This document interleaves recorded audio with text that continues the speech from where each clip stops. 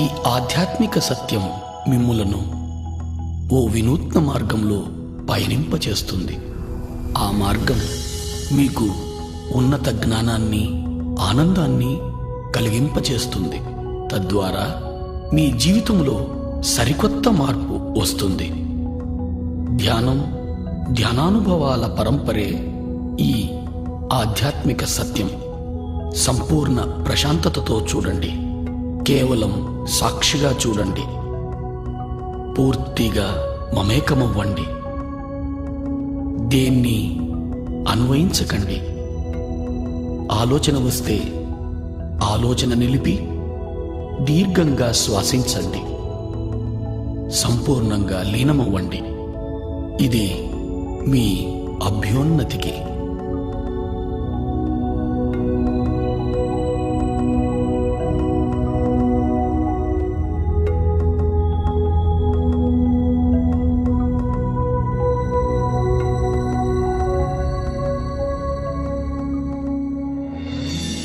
ఈ మహావిశ్వంలో మన ఉనికి అణుమాత్రమే.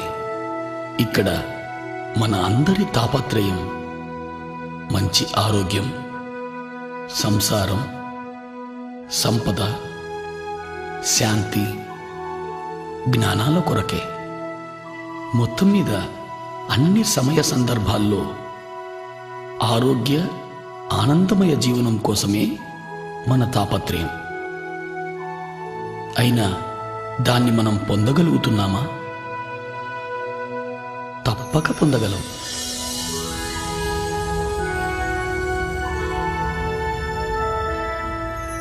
విశ్వశక్తిని, ఆత్మజ్ఞానాన్ని అర్థం చేసుకున్నప్పుడు మాత్రమే అది సాధ్యమవుతుంది.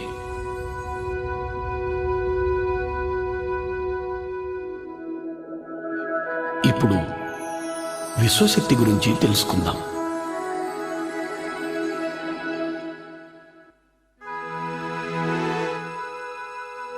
ఈ మహావిశ్వమంతా వ్యాపించి ఉన్నదే విశ్వశక్తి. విశ్వంలోని గ్రహాలు, మనుషులు, చెట్లు, అణువులు, పరమాణువులలో మరియు వాటి మధ్య ఉన్న శక్తే ఈ విశ్వశక్తి. ఈ మహావిశ్వాన్ని సమస్థితిలో ఉంచగలిగేదే విశ్వశక్తి. విశ్వశక్తి ప్రాణశక్తిగా కూడా పిలువబడుతూ ఉంది. మన అభ్యున్నతికి మూలం ఈ విశ్వశక్తి. మన నడత, నడవడికల ఆధారం ఈ విశ్వశక్తి. మనలను నడిపే ఇంధనమే ఈ విశ్వశక్తి.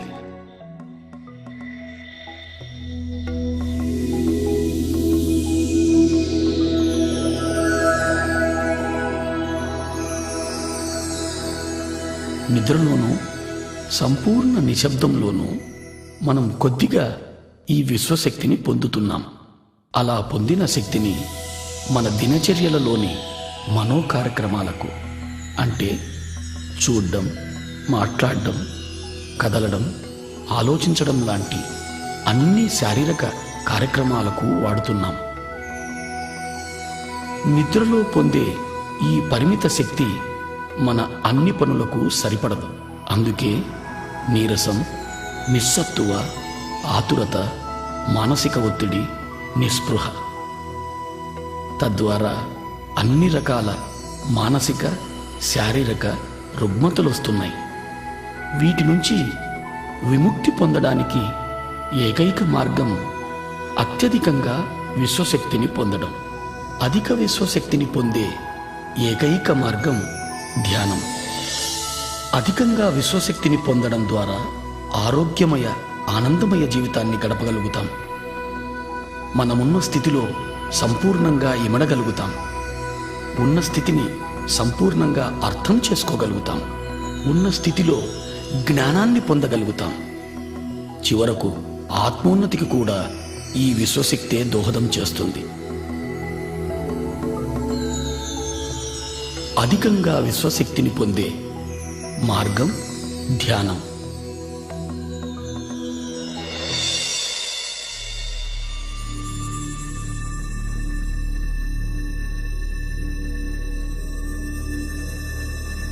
నిద్ర ఎరుకలేని ధ్యానం. ధ్యానం ఎరుకతో నిద్ర. నిద్రలో పరిమిత శక్తిని పొందుతాం, ధ్యానంలో అపరిమితంగా శక్తిని పొందుతాం. ఈ శక్తి మన శారీరక, మానసిక, బుద్ధి, ఆధ్యాత్మిక శక్తులను ప్రభావితం చేస్తుంది. ఇది మన అతీంద్రియ శక్తులను కూడా ప్రభావితం చేస్తుంది.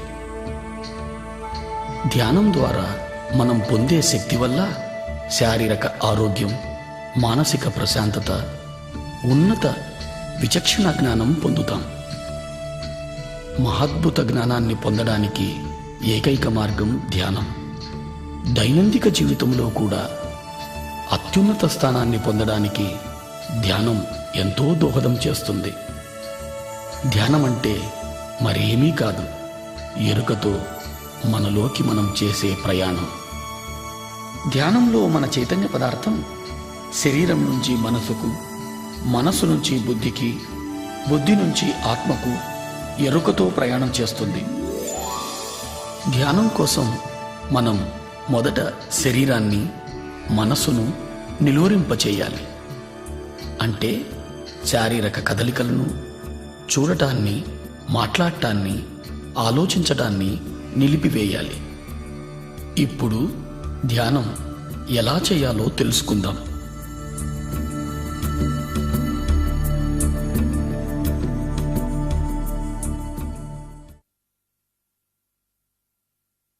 ధ్యానానికి ముఖ్యమైనది ఆసనం. స్థిరమైన, సుఖమైన ఏదైనా ఒక ఆసనాన్ని ఎంచుకోవాలి.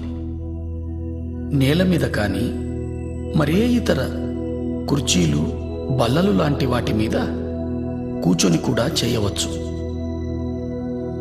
ధ్యానం ఏ సమయంలోనైనా చేయవచ్చు.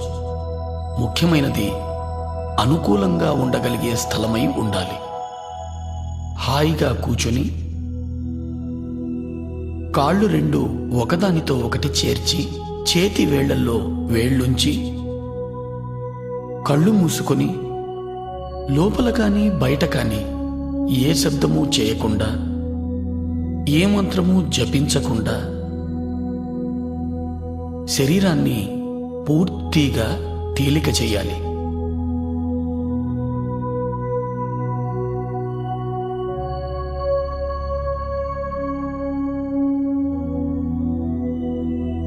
మనం కాళ్లను కలిపి చేతి వేళ్లల్లో వేళ్లు కలపడం ద్వారా మన చుట్టూ శక్తి వలయం ఏర్పడుతుంది.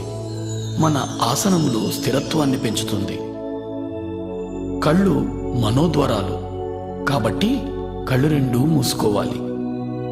మంత్రోచ్చారణ కానీ, మరే ఇతర శబ్దం కానీ చేయడం మనసు చేసే పని కాబట్టి దాన్ని సంపూర్ణంగా నిలిపివేయాలి.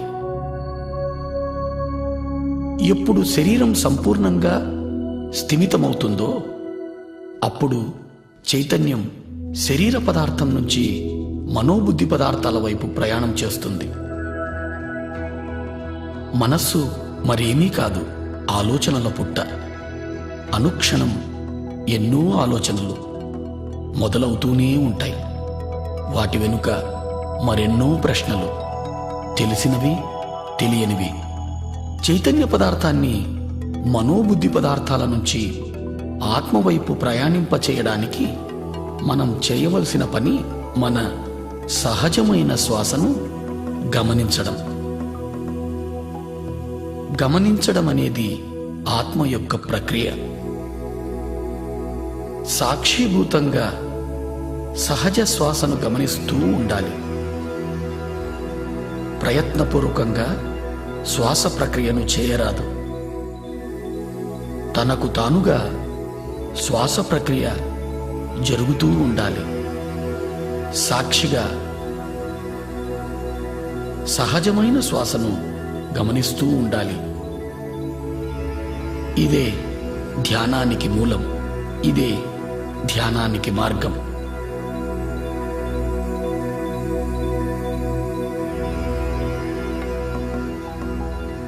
ఆలోచనల వెంట పోరాదు. ప్రశ్నలలో చిక్కుకోరాదు. ఆలోచనలను తుంచి ధ్యాసను శ్వాస వైపు మరల్చాలి. సహజమైన శ్వాసను మాత్రమే గమనిస్తూ ఉండాలి.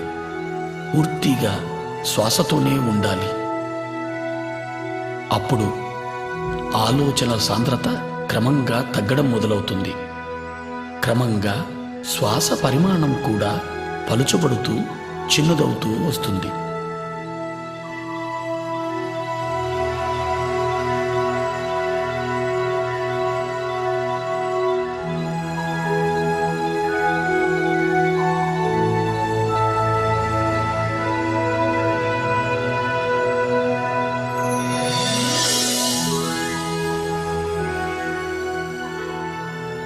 చివరకు పూర్తిగా చిన్నదై రెండు కన్నుమొమ్మల మధ్య చిన్న వెలుగుగా ఉండిపోతుంది. ఈ స్థితిలో ఆలోచనలు ఉండవు, శ్వాస కూడా ఉండదు.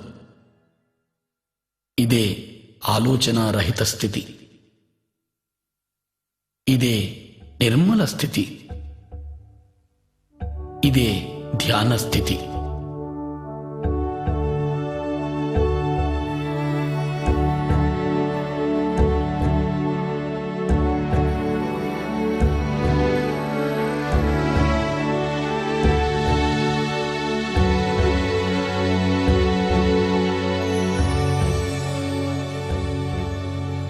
ఈ స్థితిలోనే విశ్వశక్తి మనలోకి ప్రవహించడం మొదలవుతుంది. ఎప్పుడైతే మనం అధికంగా ధ్యానం చేస్తామో అధికంగా విశ్వశక్తిని పొందడం జరుగుతుంది.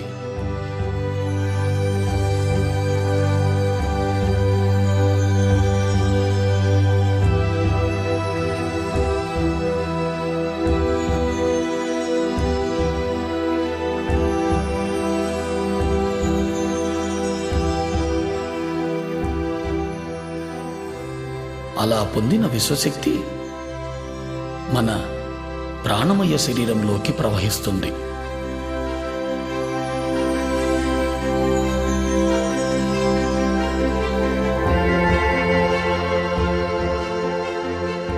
ప్రాణమయ శరీరం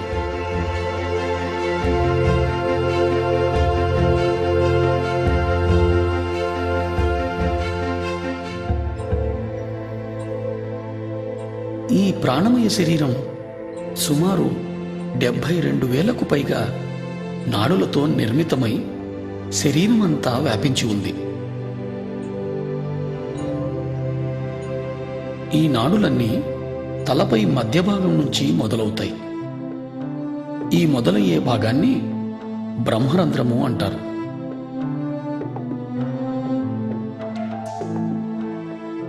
ఈ నాడులన్నీ తలపై భాగంలో ఉన్న బ్రహ్మరంధ్రం నుంచి ప్రారంభమై దేహమంతా చెట్ల వేర్లలా వ్యాపించి ఉన్నాయి.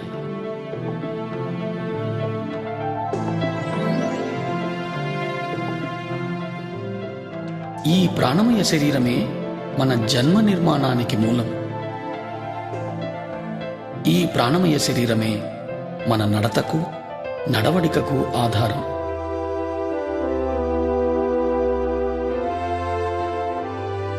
మన ప్రాణమయ శరీరం విశ్వశక్తిని నిద్రలోనూ ధ్యానంలోనూ పొందుతూ ఉంటుంది. ఇలా పొందిన విశ్వశక్తిని మన శరీరము, మనసు, బుద్ధి చేసే పనులకు వాడుతూ ఉన్నాం. అనగా శారీరక ప్రక్రియలు, చూడడం, మాట్లాడడం, ఆలోచించడం మొదలైనవి.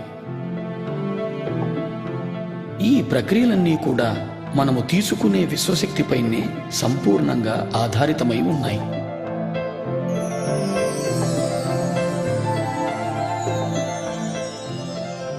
మనలోకి ప్రవహించే విశ్వశక్తి సంపూర్ణంగా మన ఆలోచనలపైనే ఆధారితమై ఉంది.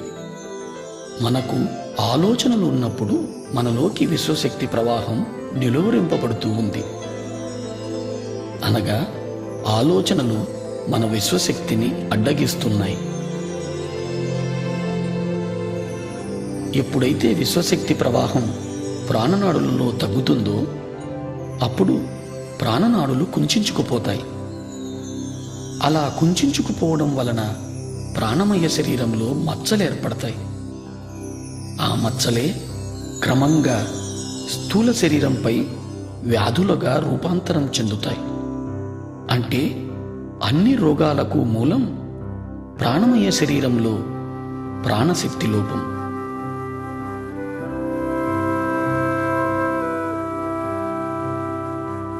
ధ్యానంలో మనము అపారమైన విశ్వశక్తిని పొందుతాం. ఆ శక్తి మన ప్రాణమయ శరీరంలోని అన్ని నాడులలోనూ ప్రవహిస్తుంది. ఎప్పుడైతే ఈ విశ్వశక్తి మన నాడులలో ప్రవహిస్తుందో ఆ ప్రవాహపు తీవ్రతకు నాడులలో ఉన్న అడ్డంకులన్నీ తొలగిపోయి మచ్చలన్నీ మాసిపోతాయి. ఎప్పుడైతే మచ్చలన్నీ మాసిపోతాయో అప్పుడు మనం అన్ని రకాల రుగ్మతల నుంచి విముక్తి పొందగలుగుతాం.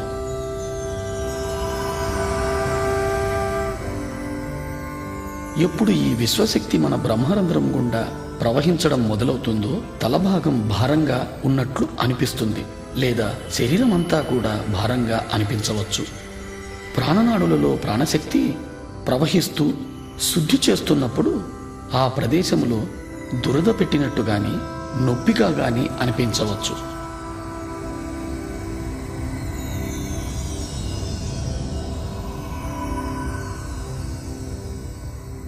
ఈ నొప్పులన్నింటికీ ఎలాంటి మందులు వాడనవసరం లేదు. ధ్యాన సమయాన్ని పెంచడంతో ఈ నొప్పులన్నీ తగ్గిపోతాయి.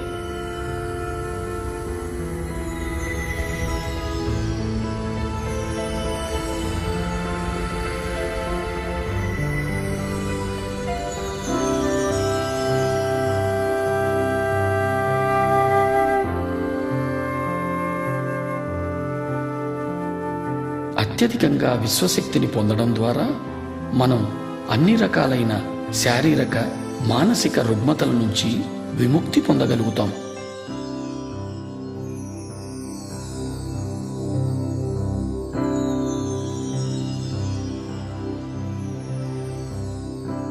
ధ్యానాన్ని పిరమిడ్లో చేస్తే ధ్యాన స్థితి మనము 3 రెట్లు తొందరగా పొందగలుగుతాం. ఇప్పుడు మనం పిరమిడ్ యొక్క శక్తిని గురించి తెలుసుకుందాం.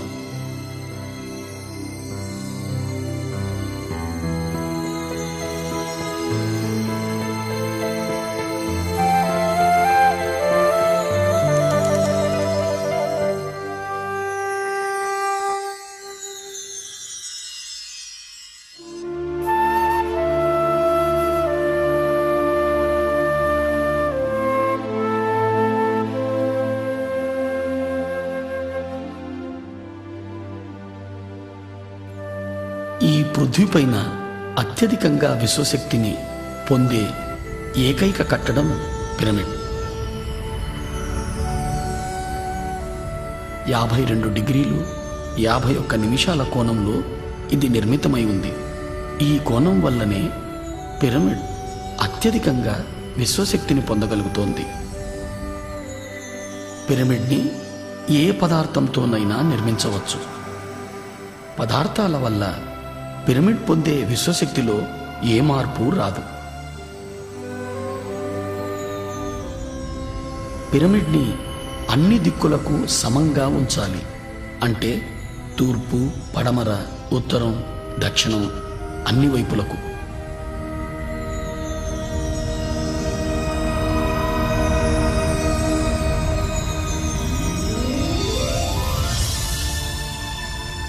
పిరమిడ్లో విశ్వశక్తి కింద నుంచి 3/1 ఎత్తులో అన్ని వైపుల నుంచి కేంద్రీకృతమై ఉంటుంది.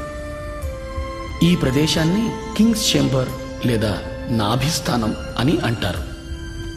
విశ్వశక్తి ఈ నాభిస్థానంలో అత్యధికంగా ఉంటూ పిరమిడ్ అంతా వ్యాపించి ఉంటుంది.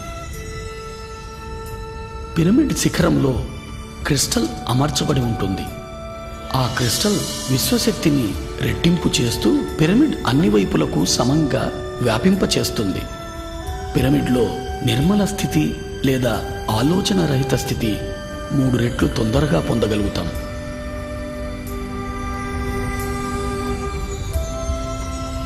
పిరమిడ్లో ధ్యానం ఇతర లోకాలతో అనుసంధానానికి దోహదం చేస్తుంది. పిరమిడ్లో ధ్యానం అన్ని రకాల రుగ్మతల నుంచి విముక్తుల్ని చేస్తుంది. అన్ని రకాల ధ్యానానుభవాల కోసం పిరమిడ్ ధ్యానం ఎంతో ఉపయోగపడుతుంది.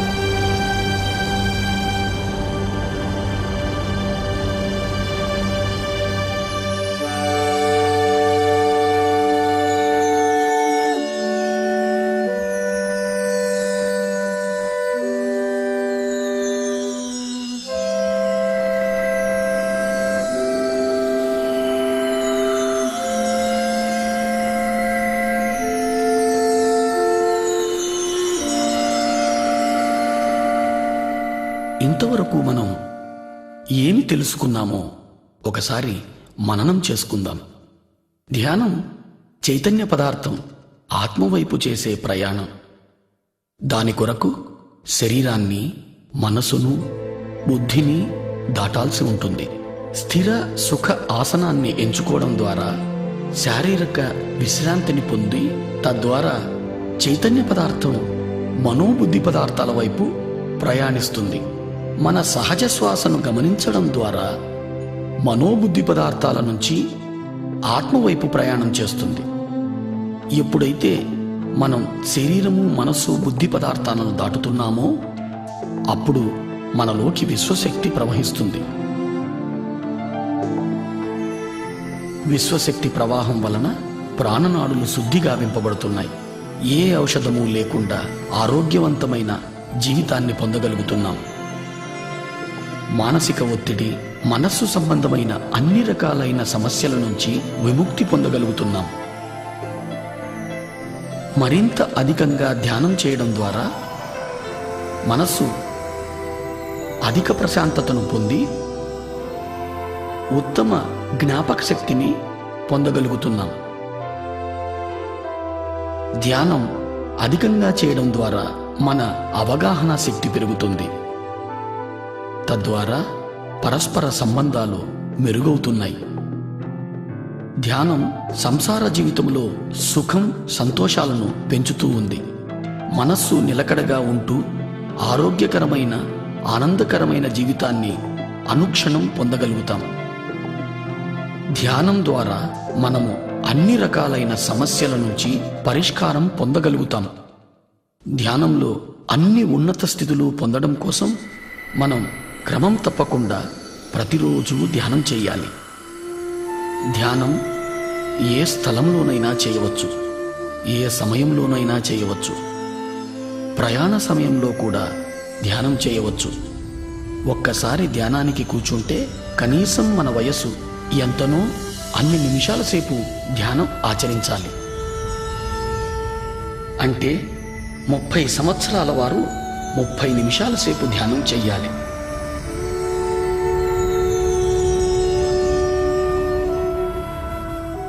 ధ్యానం కోసం సంసార జీవితాన్ని త్యజించనవసరం లేదు. ప్రతి ఒక్కరూ ధ్యానం చెయ్యాలి. ధ్యానం 5వ ఏట నుంచే చిన్నపిల్లలు మొదలు పెట్టవచ్చు. చిన్నపిల్లలు ఉత్తమంగా ధ్యానం చేయగలుగుతారు.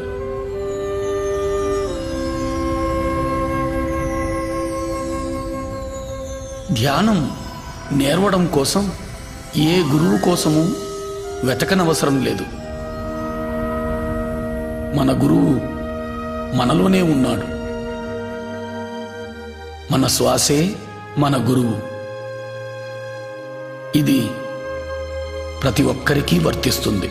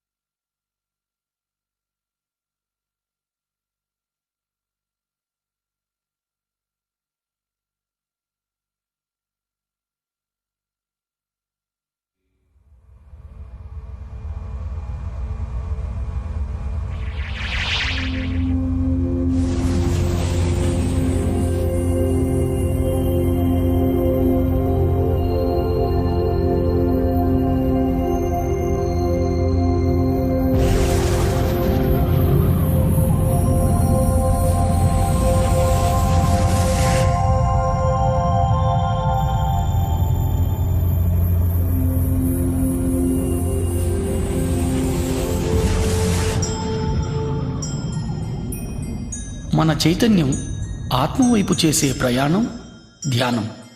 ధ్యాన స్థితిని పొందడానికి శరీరాన్ని మనసును నిలువరింపచేయాలి. ఎప్పుడైతే శరీరాన్ని మనసును నిలువరింపచేస్తామో అప్పుడు మన చైతన్య పదార్థం ఆత్మవైపు ప్రయాణం చేస్తుంది. అప్పుడు మనలోకి అపారంగా విశ్వశక్తి ప్రవహిస్తుంది. ఎక్కువగా ధ్యానం చేయడం ద్వారా ఆత్మజ్ఞానాన్ని పెంచుకోగలుగుతాం. ఇప్పుడు మనం జ్ఞానం అంటే ఏమిటో తెలుసుకుందాం. ధ్యానం మనల్ని ఉన్నత జ్ఞానం వైపు నడిపిస్తుంది. జ్ఞానం అంటే మరేమీ కాదు, అనుభవం. అనుభవం అంటే సంపూర్ణంగా ఆత్మసహితంగా జీవించడం. అధికంగా సాధన చేయడం ద్వారా అధిక శక్తిని పొందగలుగుతున్నాం.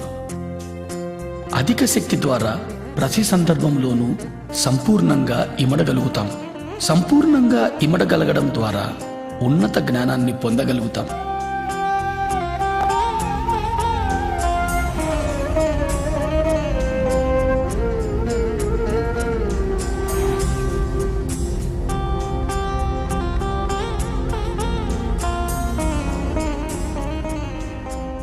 జ్ఞానం ద్వారా ఉన్నతమైన అవగాహన శక్తిని పెంపొందించుకోగలుగుతాం.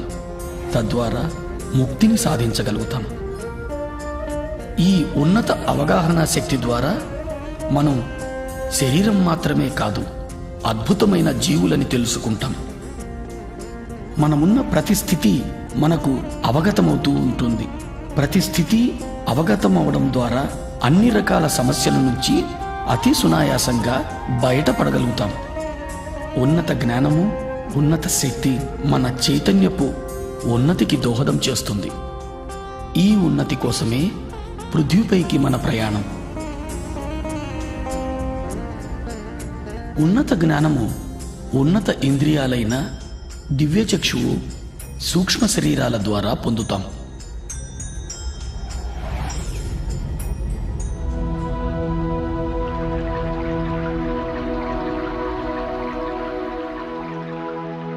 దివ్యచక్షువు అద్భుతమైన ఆత్మ యొక్క ఇంద్రియం.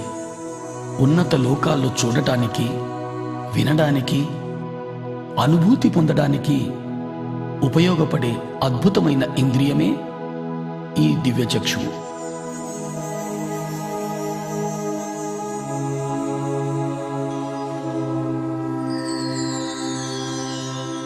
అత్యధికంగా ధ్యాన సాధన ద్వారా అధికంగా విశ్వశక్తిని గ్రహించడం జరుగుతుంది. అధికంగా పొందిన విశ్వశక్తి మనలో దివ్యచక్షువును ఉత్తేజితం చేస్తుంది. ధ్యానికి ఇదో అద్భుతమైన అనుభవం.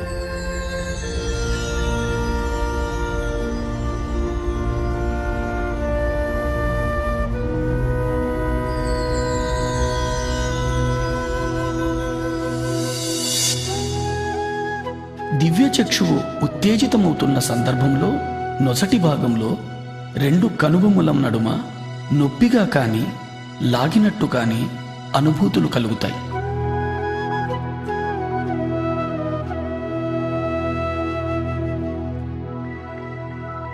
రకరకాల వర్ణాలు మన చుట్టూ పరిభ్రమిస్తున్నట్టు తెలుస్తుంది.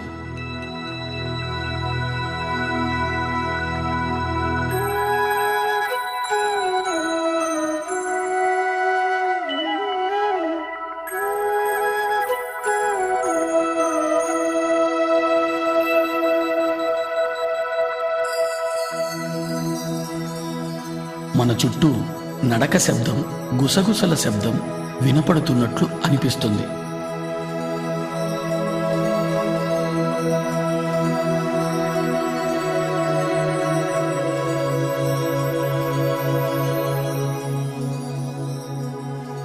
మనం ఓ పెద్ద చీకటి సొరంగంలో ప్రయాణిస్తున్న అనుభూతి కలుగుతుంది.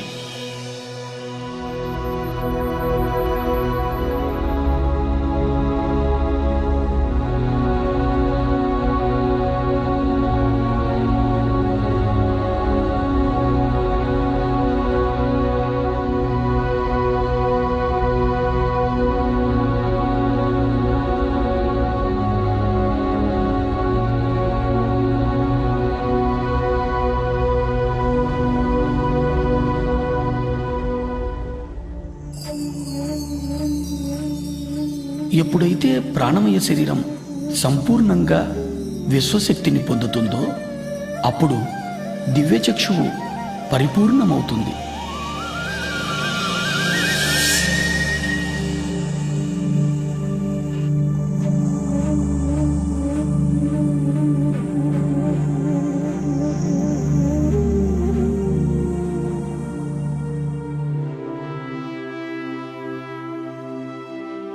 దివ్యచక్షువు పరిపూర్ణం పొందిన తరువాత మనం సుస్పష్టమైన దృశ్యాలను ఈ లోకానికి ఇతర లోకానికి చెందినవి చూడగలుగుతాం.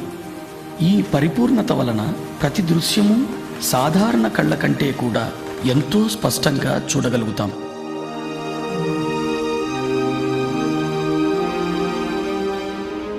మనం ఇతర లోకాల విషయాలను కూడా చాలా స్పష్టంగా చూడగలుగుతాం.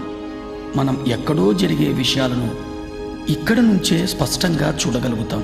మనం ఎన్నో దృశ్యాలను ఎన్నో విషయాలను చాలా స్పష్టంగా చూడగలుగుతాం.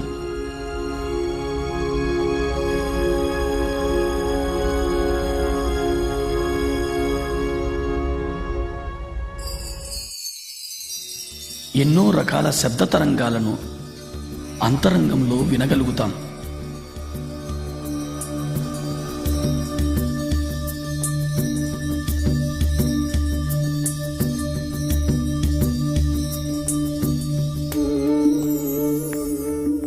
ఎందరో మహానుభావులను మనం ఎరిగిన రూపంలో వారిని చూడడం జరుగుతుంది.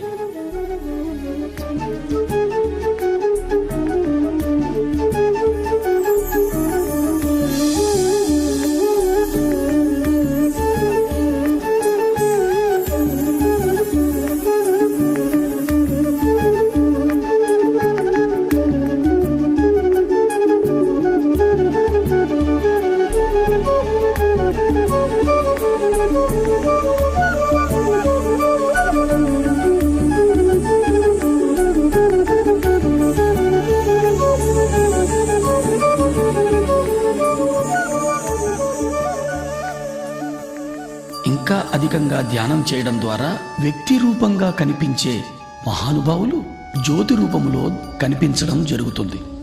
జ్యోతి రూపంలో కనిపించినా అది ఏ మహానుభావునికి సంబంధించిందో మనం స్పష్టంగా తెలుసుకోగలుగుతాం. మహానుభావుల నుంచి సందేశాలు వినగలుగుతాం.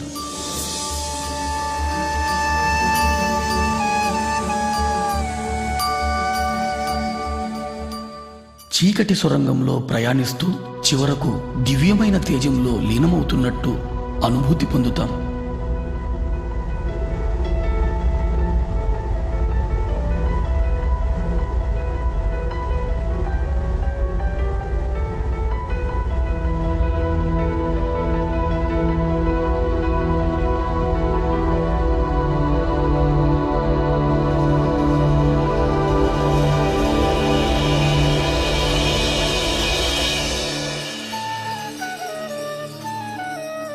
మహానుభావుల సందేశాల ద్వారా ఇతర లోకాల వాస్తవాలను చూడడం ద్వారా అంతరంగంలో ఏర్పడే అనుభూతుల ద్వారా మనం మన సమస్యలన్నిటికీ పరిష్కార మార్గాన్ని పొందగలుగుతాం.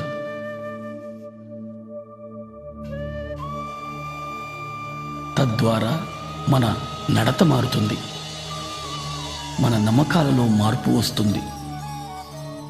ఇదే ఈ దివ్యచక్షువు ద్వారా మనం పొందే అద్భుతమైన అనుభవం. ఈ దివ్యచక్షువు అనుభవం తరువాత మన దైనందిక జీవితంలో కూడా ఎన్నో ఉన్నతమైన మార్పులను గమనించడం జరుగుతుంది.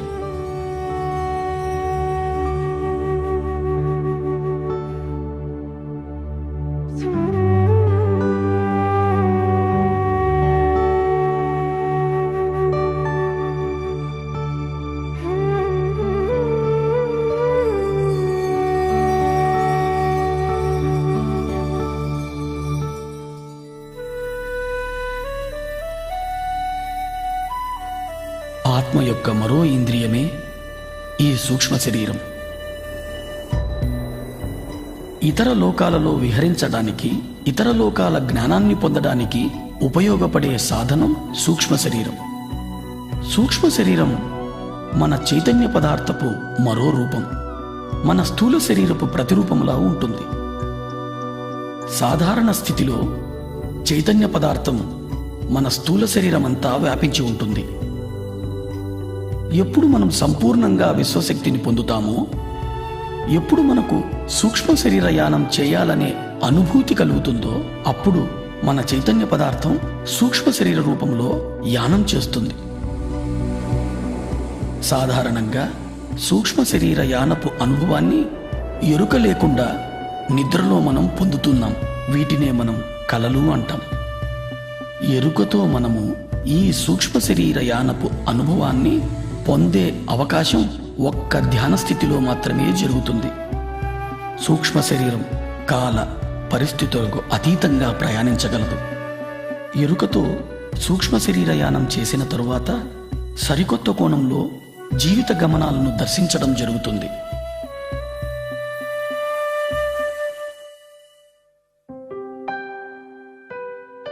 ధ్యానంలో అత్యధికంగా విశ్వశక్తిని పొందినప్పుడు శరీరమంతా వ్యాపించి ఉన్న చైతన్య పదార్థం ఒక కేంద్రం వైపు ప్రయాణించడం జరుగుతుంది.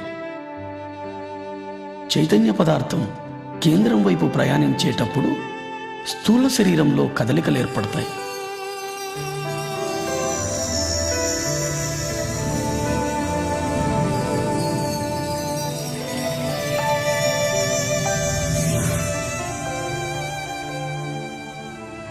మనం మన శరీరమంతా తేలికైపోతున్న అనుభూతి పొందుతాం. మన కాళ్ళు చేతులు లేవేమో అనే భావన కలుగుతుంది. మన శరీరం పూర్తిగా తేలికగా దూదిపించేలా అనిపిస్తుంది. శరీరంలోని వివిధ ప్రదేశాలలో కదలికలను గమనిస్తాం.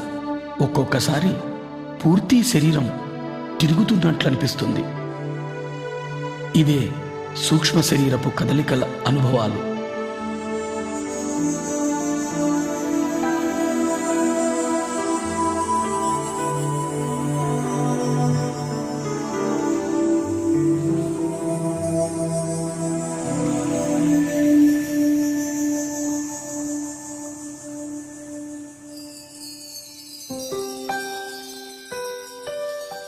తీవ్ర ధ్యాన సాధన చేయడం ద్వారా అత్యధిక విశ్వశక్తిని పొందడం జరుగుతుంది.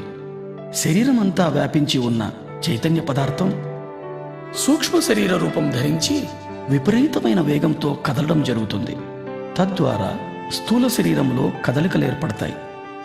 ఆ కదలికల తరువాత సూక్ష్మ శరీరం స్థూల శరీరం నుంచి వెలుపలికి వస్తుంది.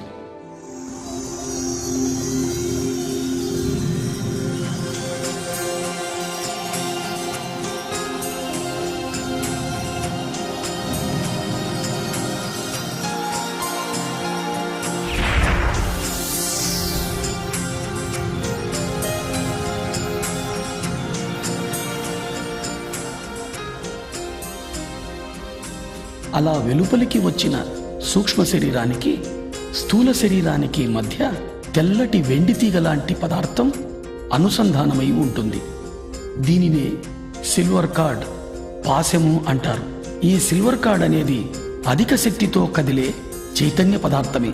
ఇది స్థూల శరీరం నుంచి సూక్ష్మ శరీరానికి, సూక్ష్మ శరీరం నుంచి స్థూల శరీరానికి సమాచారాన్ని చేరవేస్తూ ఉంటుంది.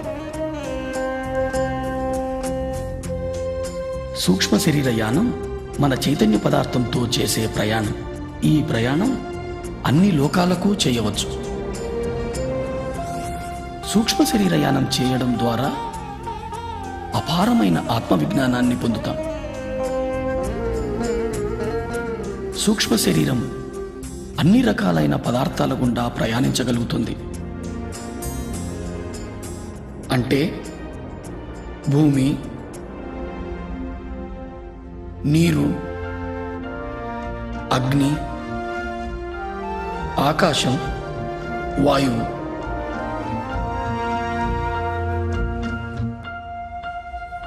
సూక్ష్మ శరీరం అన్ని లోకాలలోనూ ఎటువంటి అడ్డంకులు లేకుండా విహరించగలుగుతుంది.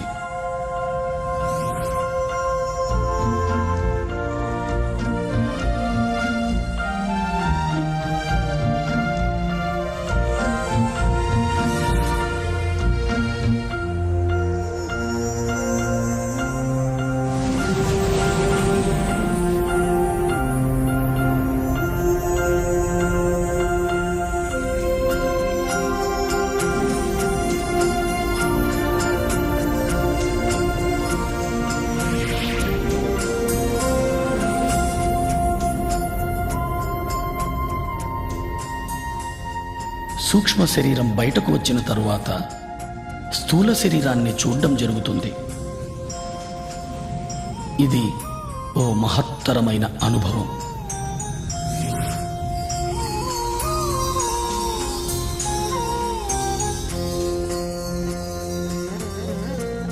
ఈ అనుభవం తరువాత సంపూర్ణంగా నేను స్థూల శరీరం కాదు, స్థూల శరీరంలో వసిస్తున్నాను అనే విషయాన్ని స్పష్టంగా అవగాహన చేసుకోగలుగుతాం. ఇదో మహద్భుతమైన అవగాహన. ప్రతి ఒక్కరూ ఈ అనుభవాన్ని తప్పక పొందాలి. ఈ అనుభవం పొందిన తరువాత మనం ఏర్పరచుకున్న పరిమితులన్నీ తొలగిపోతాయి.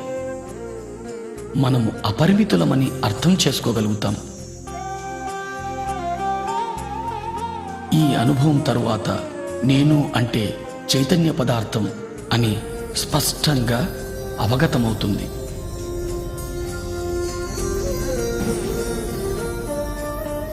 సరికొత్త కోణంలో జీవితాన్ని దర్శించడం మొదలవుతుంది.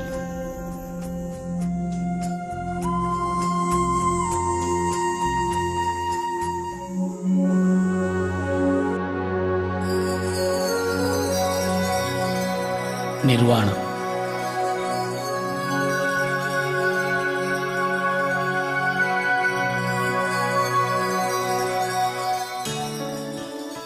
అధిక ధ్యాన సాధన ద్వారా అధిక విశ్వశక్తిని పొందడం జరుగుతుంది. అధిక విశ్వశక్తి ఏ సందర్భంలోనైనా సంపూర్ణంగా ఇమడడానికి దోహదం చేస్తుంది. సంపూర్ణంగా ఇమడడం అంటే శరీరము, మనస్సు, బుద్ధి, ఆత్మలతో సందర్భంలో మమేకమవ్వడం, తద్వారా సందర్భంలోని సంపూర్ణ జ్ఞానాన్ని పొందడం.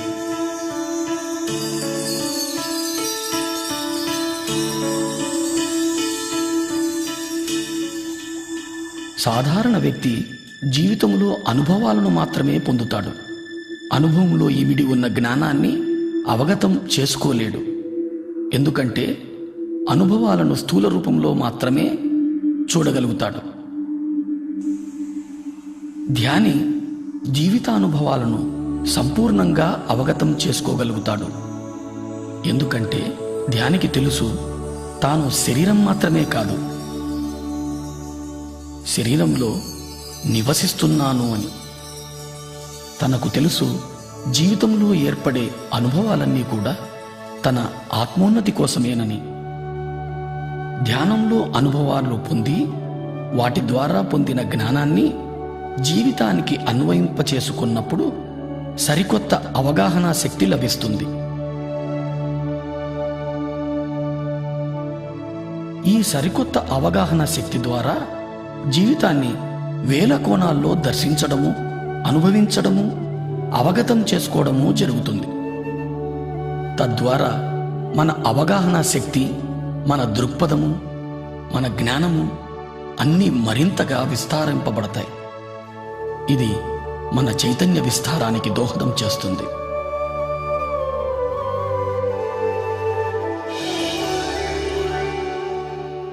ఈ స్థితిని ధ్యానంలో 1000 రేకుల బంగారు కమలం వికసిస్తున్న అనుభవంగా పొందుతాం.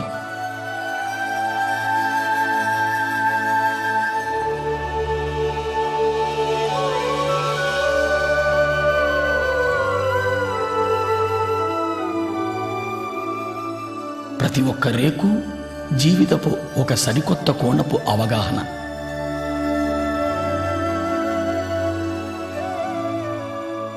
ఇలా వేల కోణాల్లో జీవితాన్ని దర్శించగలిగినప్పుడు ఇతర జీవరాశుల మీద కూడా అవగాహన పెరుగుతుంది. ఈ అనుభవం ద్వారా మనకు చాలా స్పష్టంగా అర్థమయ్యే సత్యం మనకు చావు లేదు అని, మనం సదా జీవించి ఉన్న చైతన్య పదార్థాలు అని.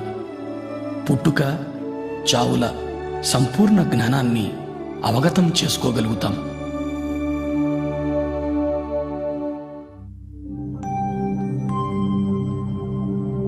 జనన మరణాలు.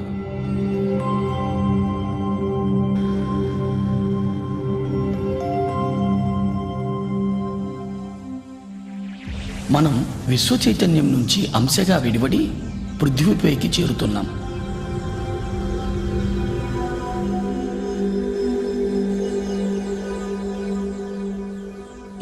నుంచి విడివడిన అంశకు ప్రాణమయ శరీరమే ఆధారం. ఈ పృథ్వీపైకి మన రాకకు కారణం రకరకాల అనుభవాల జ్ఞానాన్ని పొందడం కోసమే. దాని కొరకు మనం గర్భాన్ని, తల్లిదండ్రులను, పరిసరాలను, పరిస్థితులను ఎంచుకొని వస్తాం. జన్మ విచారం మొత్తం ఆత్మ ఎరుకలో ఉంటుంది. గర్భాన్ని ఎంచుకున్న తరువాత అంశ గర్భంలో చేరుతుంది. ఎప్పుడైతే అంశ గర్భాన్ని చేరుతుందో గర్భస్థ శిశువుకు ప్రాణం చేకూరుతుంది.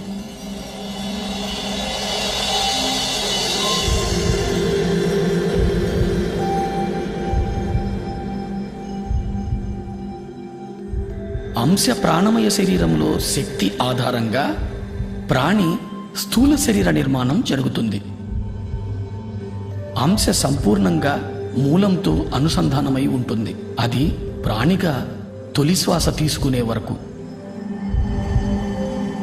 తల్లి గర్భంలో నుండి బయటకు రాగానే ప్రాణిగా బయటి శ్వాస తీసుకోవడం జరుగుతుంది. ఇదే జననము అంటారు.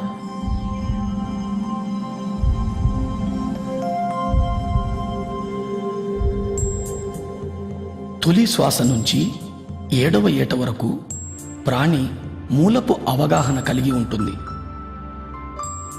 మనస్సు నిర్మాణం 7వ ఏట నుంచి మొదలై 14వ ఏటకు పరిపూర్ణమవుతుంది. బుద్ధి నిర్మాణం 14వ ఏట మొదలై 21 నాటికి పరిపూర్ణమవుతుంది. 21 నుంచి 28 వరకు శరీరము, మనస్సు, బుద్ధి మూడింటి కలయికల జీవిత అనుభవాన్ని పొందుతాం. 28వ ఏట నుంచి జీవితం పూర్తిగా ఆత్మజ్ఞానం మీదనే ఆధారితమై ఉంది. ఆత్మజ్ఞాన అవగాహన లేకుండా చైతన్యం శరీరము, మనసుల మధ్య ఉండిపోతుంది. తద్వారా జీవితంలో దుఃఖం మొదలవుతుంది. ఎందుకంటే పరిస్థితులు ఎందుకు ఏర్పడుతున్నాయో అర్థం కాదు. ప్రతి స్థితి ఎంతో క్లిష్టతరంగా అనిపిస్తుంది. పరిమిత అవగాహనతో జీవితం జడంగా తయారవుతుంది.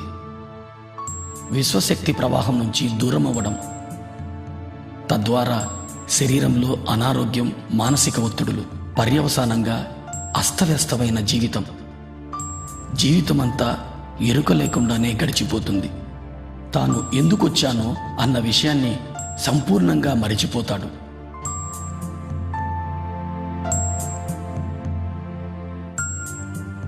అస్తవ్యస్త అవగాహన మూలంగా యవ్వనం, వృద్ధాప్యం గడిపి చివరకు శరీరం వదిలిపోతాడు. దీన్నే మనం చావు అంటాం.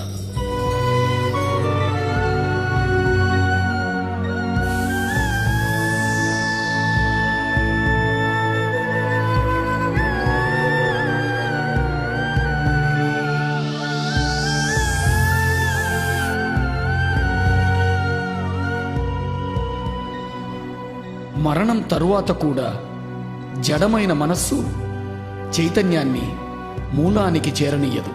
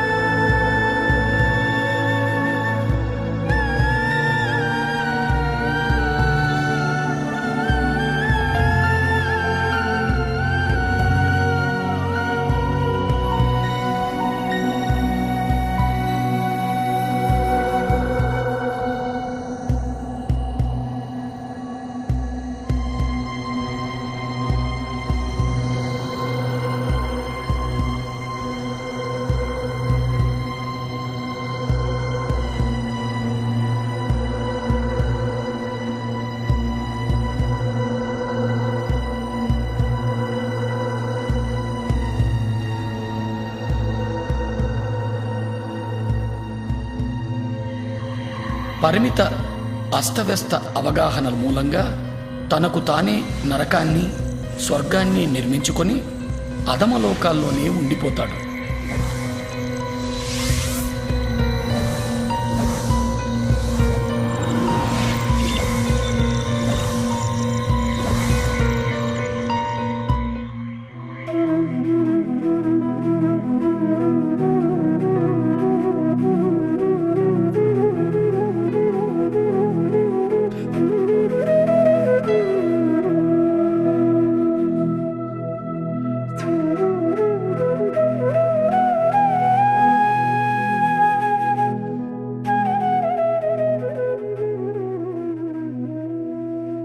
మన చైతన్యాన్ని ఆత్మలో అనుసంధానం చేసి జీవించడం జరుగుతుందో అప్పుడు అన్ని సందర్భాలలోనూ ఆనందమయంగానే జీవించడం జరుగుతుంది.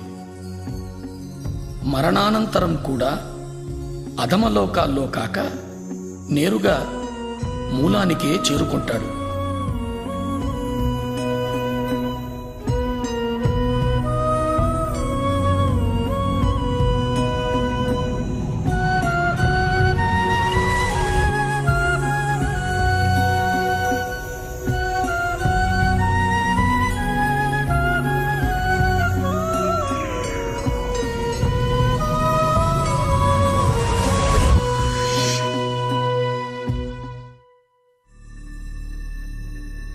దివ్యచక్షువు సూక్ష్మ శరీరయాన అనుభవాల ద్వారా, జనన మరణ అవగాహనల ద్వారా శరీరము, మనస్సు, బుద్ధి, ఆత్మ, చైతన్య పదార్థము, విశ్వశక్తుల సంపూర్ణ అవగాహన ఏర్పడుతుంది.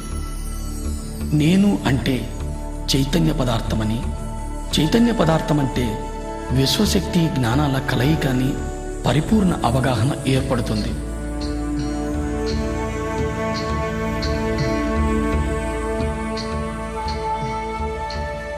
ఈ అవగాహనతో జీవితాన్ని సాగించగలిగినప్పుడు ఇతర లోకాల నిర్మాణానికి, ఈ మహావిశ్వ నిర్మాణానికి సంబంధించిన జ్ఞానం పొందడం జరుగుతుంది.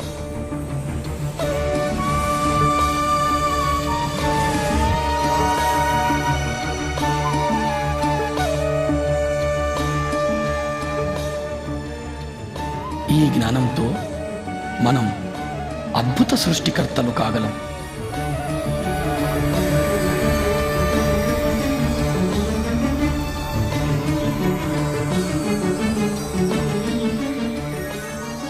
అప్పుడు ఏది పలికినా కొత్తదనమే, ఏ ఆలోచన వచ్చినా నవనిర్మాణమే, ఏది చేసినా ఓ నవ సృష్టే.